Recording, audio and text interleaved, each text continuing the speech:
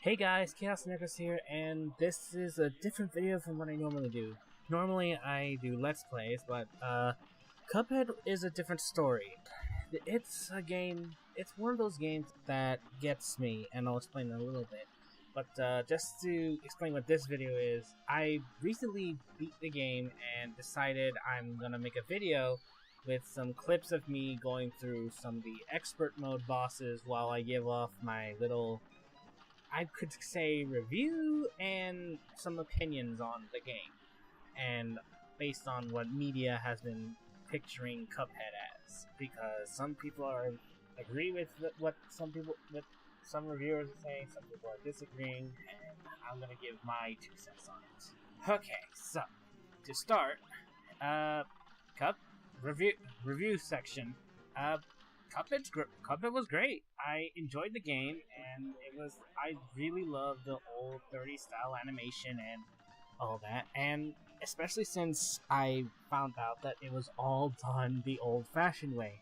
How everything was animated by hand, how it was animated the old way, how everything was just done. The music, the vocals, everything in the game, except for like very few things. I think like color or something like that. No, like some editing aspects. I don't know. Some bits of it were done in the way they used to do it back then, which is incredible because it looks great, and all the characters were greatly designed. I love them all, and I don't think I would want to change anything of it. Now the thing I'm gonna say about the game that I mentioned a minute ago. When I say this is the kind of game that gets me, I mean it's a rage inducer game. Like, everybody knows this. This game is essentially have you dying over and over and over again, only to start all the way back at the beginning. There's no checkpoints, no nothing. Once you're dead, that's it. You have to start over again. And I'm fine with it and all that. It gets annoying after like several attempts at killing the boss. Expert mode is no different, just so you know. It's just even more annoying. Anyway, but here's the thing. I also have Dark Souls. And Dark Souls, I feel, is a lot worse in that sense. And I'm sort of linking this to what the media says about it as well, so yeah, I'll get to that part. Thing is, Dark Souls made me rage a lot, especially after like so much time I spent on building up, and practicing and trying all these things, only to die and have to basically go back there and try to do it all over again while getting the stuff I had before back. Cuphead, there's nothing really to get back. You just try again. You just keep going. You learn from it. So that's what it's why I'm gonna say I prefer Cuphead over Dark Souls, in my opinion. So, like, if you want a hard game that feels satisfying in the end, I would prefer, personally, I would prefer Cuphead. And now to cover why I mentioned Dark Souls. Apparently, recently, a lot of critics were comparing Cuphead to Dark Souls, saying that it's hard and all that, but I can see where they're coming from, that it's hard and that you have to memorize things and, you know, all that stuff, but in essence, a lot of old video games were in the exact same way. I mean, some old video games had checkpoints and all that, so you didn't have to start all the way at the beginning, but you had to basically memorize how the boss worked. I mean, even in Sonic the Hedgehog, even if it was as simple as hitting Eggman 3 times, you had to memorize how his mech for whatever level you're in worked. So you had to avoid whatever attack it brought, you had to figure out where to stand, you know, figure out all the little bits for it. And Cuphead's no different. You have to figure out where it goes, how to avoid certain attacks, how to get through it at best health. even if you only got hit once. And yeah, it's I would say so. It's like for me, it's more like I'm playing an old video game, which sort of fits the aesthetic that it's going for. That it's an old that it looks like an old thing, which I love. Again. Anyway, okay, so I'm gonna go into a little bit of bosses. Now, the bosses are all hard, obviously, but they all have different range of how hard they are. But I'm gonna say first off, for me, the absolutely most easiest boss is actually in the casino, because when you get, I forget which point it is, but it's like you get to an 8-ball that all he does is every now and then shoots a little rainbow orb or something at you, and while pool cues are bouncing around trying to hit you. That one is the easiest boss in the whole game. Because all you have to do is stand in a certain spot, avoid the little ball every now and then, and if a pool cue is about, if you can tell that a pool cue is about to land where you are, just move. That's it. Just hit him and you're dead. It was that simple. Hardest one, funny enough, was the Queen Bee. Honestly, I mean, it's like that one boss made me rage so hard after several, nearly 100 attempts at her, because of how her stage is a moving stage, not like Rim Matchsticks, except it's up down, like the platforms are going from the top to the bottom, and you're dealing with at the first stage her little, I guess, one of her guards that has this little police bomb thing that shoots spikes out. Then you deal with her doing a magic tag and spitting bullets.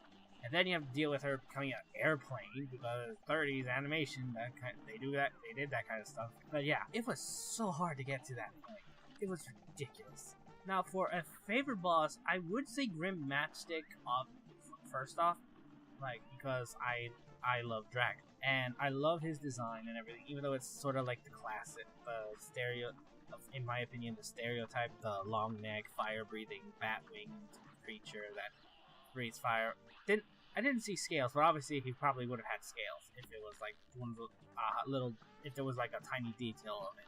So yeah, I mean, I like him regardless, because he's got a little bit of uniqueness to it. But I'm not gonna say he's like my absolute favorite, because I've fought other bosses that I enjoyed fighting. I will say this: the least favorite, is not the B one. Not the B one is fun. I'm okay with. Not the least favorite. My least favorite, funny enough, is Cuphead Legrand, because he was the first one that made me rage so hard because of how he bounced and all that, and that just triggered me because of how in other games it was like there were other enemies that were like that you had to basically predict where they were gonna go first. My all-time favorite, I think a lot of people are gonna agree with me on this, is Cala Maria. Not just because, like, you know, obviously the way she looks or anything, but I just like the whole idea. I just like everything that involved in her fight, not just the planes or anything. Because like I had to figure out that the seahorse didn't kill you. It would just push you up, which you had to figure out a way around that and all that. And the pufferfish were interesting. The turtle thing was the most confusing, because if it's a sea turtle, why does it have fists? Or I guess, like, you know, 30 cartoon. So whatever. The whole turning into a Gorgon thing was a very unique twist to it, because I think it's like first she's a I forget if a siren's a winged or a sea-based creature, because it's like different versions. Well, if anything, I'll say she's a sea siren, and then, like, when the eels come in, they zap her, she becomes a Gorgon, a sea Gorgon, I guess. And then she turns into a Medusa's head if you're doing regular mode, because if you do simple mode, you won't get the contract first off. But anyway, and she'll turn to stone.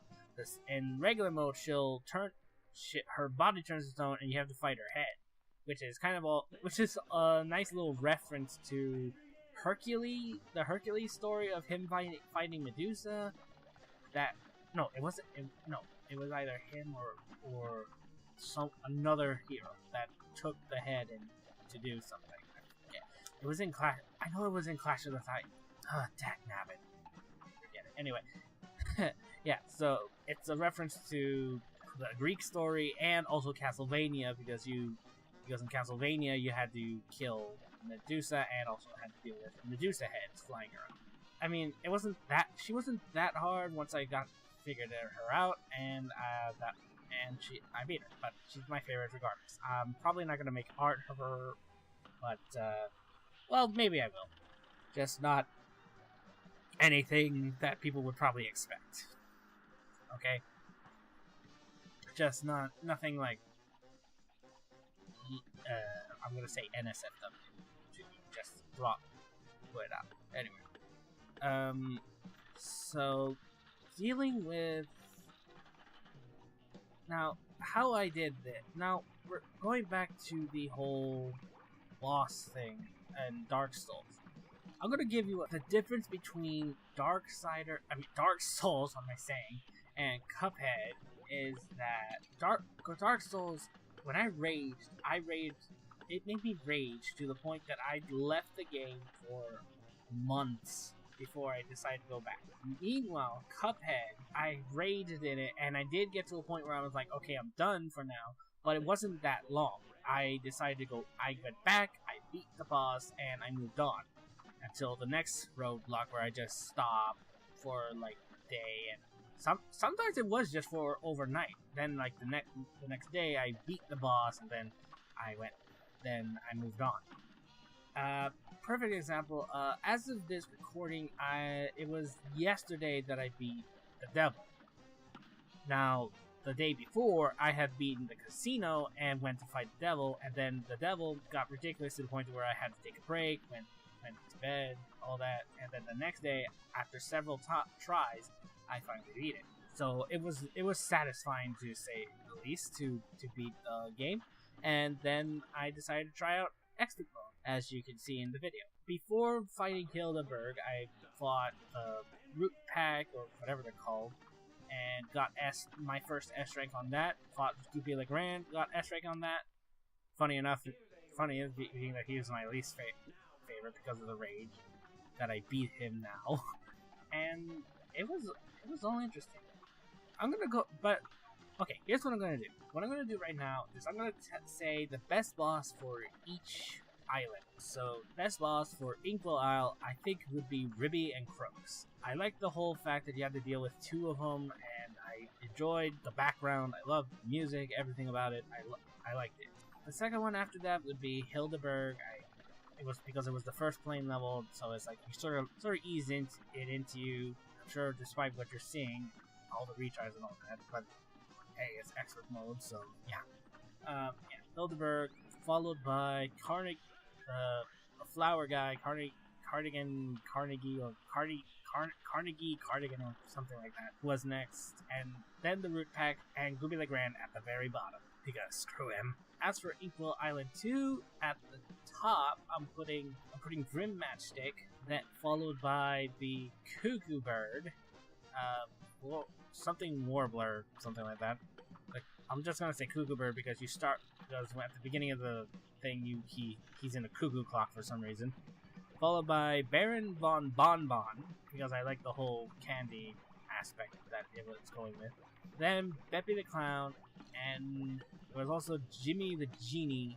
I think he's last because I got what they were going for, but it was that whole thing at the end of the whole thing that got me upset, because it was like I got, as those pyramids were spinning and they did that little thing, it made it hard for me to avoid attacks, so it's like I couldn't get a good grade, so to speak. Like that was the one that raged me the most on Inkwell Island 2. All the other ones I was like fine with. Okay, so Inkwell Island 3, top favorite one, obviously Calamaria, followed by a robot, because I thought that was an interesting fight. Vermin one would be 3, followed by the pirate. That's definitely one. Pirate one. I don't know his name, but whatever. Anyway, he's the next one, followed by the bee, and I am going to despite what I said, despite the rage that the bee one brought me, the one I really on Equal Island, I'm putting at the bottom Sally State or whatever her name is, because she was kind of annoying. Like oh wait, no. There was also the haunted train ride. Okay, I'm revising it right here. Okay, so top one, Calamaria. The second one was the pirate. No, the second one was the robot. The pirate, the haunted train for 4. The war veteran rat guy 5th. The bee at 6th. And at the very bottom is Sally Stageplay, because seriously, screw that. Now, as for the casino, I haven't actually fought all of the bosses in the casino. I've only seen like most of them. I'm missing one boss because I never landed on it. I seen the 3 drinks, I seen the 8 ball, I seen the dominoes. I don't even know what that one's about. I seen the Russian roulette, and I seen the horse race one. And the poker chips. I don't know if there's any more, but I know there's one I am definitely missing because I've never seen. Oh wait, yeah, that's right. There's also the cigar guy. So the cigar, poker chips, 3 drinks, horse race, Russian roulette, dominoes, 8 ball. Those are the ones that I know. If I missed any, leave it in the comments or something. But yeah, those are the ones I know. I wouldn't say King Dice was a hard boss. If anything, wait, that's right. There's also the rabbit. The rabbit was also in there. Anyway, I'm not gonna recount all of them again. Anyway, King Dice isn't a hard boss. It's all his sub-bosses that are hard. Because those, some of them, it's like you have to predict different things. Like 3 cups, you have 3 different attacks coming at you that you have to figure out. Then there's the horse one, where it's like you have to avoid his attack, and there's also like Ghost Rider on the little track below that you have to watch out for because it shoots up at you and all that. But other than that, it's fine. But it's like once you get through that, if you get the little hard, you're fine. Once you get through all that, you fight King Dice. All you have to do is parry the pink cards and attack him at once when the floor is cleared, and then that's it. Then you get to the devil. That one, I would say there are parts that are my fault, but then there's like sometimes that it's like it got into situations that it was unavoidable that I get damaged, which in that case I was like, crap, I needed at least 3 health to get to before getting to the second boss portion, because it was like the second boss portion all I had to do was shoot at his eyes and I would be fine, and then there's like I had to deal with the axe, the bomb, and all that. Once I beat Devil, that was it. I was happy. I was really satisfied. I loved the game. I enjoyed everything, as I keep saying. But like I said, I wasn't able to make a let's play out of it because of how the game made me feel. So I had to scrap the footage I had to force, and couldn't even use the footage that I got from the stream that I attempted to do. So I had to scrap that footage too. So here you are with some footage of me trying to going for expert mode bosses. Yeah, it was fun. I'm gonna say it right now. It was a fun game play, regardless of the rage. But it wasn't like I'm gonna say it. The game made me rage, yes, but it wasn't one that drove me away. Unlike Dark Souls, which I keep bringing back, because, like I said, Dark Souls made me leave the game for months. And even now, I haven't picked up Dark Souls in like several months. If I were to look at the game right now, the last time I played it was, I'm looking at my Steam profile because I have it on Steam, and I'm talking like Dark Souls 1, by the way. Okay, so the last time I played it was May 23rd of 2007 of this year. Holy crap. 2017, if you're watching this video next year or something. Yeah, that's how long it's been since I last played Dark Souls. And I don't intend on picking it up again because it was ridiculous at several points. wasn't even not even like by regular enemies. Like I got actually yeah, sometimes by regular enemies that I would get killed, but it was mostly because of the bosses. It was like I couldn't figure out how to kill them. I mean, it was sort of similar to Cuphead that all I had to do was memorize how they worked and all that. But yeah, there was no like way of knowing where a boss was. Like I remember that the last time I played, I was going up to church. I think it was the church that comes up after you, I think, beat the Taurus demon or something like that, and you like went through, killed the boar and all this stuff, and I went up to the church, killed a bunch of bad guys, went up through this white thing, and all of a sudden I get to the bell gargoyle, and I'm like, crap, I'm dead. Which, yeah, I died, and I knew even if I went back up there, there's no way I could get my stuff back because in the process I was gonna die anyway. So I just gave up and stopped playing because it was a rage. It was a rage inducer, and I wasn't about to force myself to rage again. And yeah, I think that about does it for this. Thanks for listening to my rambling at best, and my slight review of it. Which again, I'll say I love the game. I love how they made it. I love everything about it. I recommend it to anyone else that is considering buying Cuphead. So thanks for watching. If you want to see another video like this, please like the video. If I can at least get 5 likes on this, I'll be happy. Leave a comment giving me your opinion on Cuphead, whether you think it's like Dark Souls, or if you think it's like more like an old video game type of thing. I love to see the opinions, and I do read the comments. Like every time somebody comments, I do read them, and sometimes I do see if the person is legit.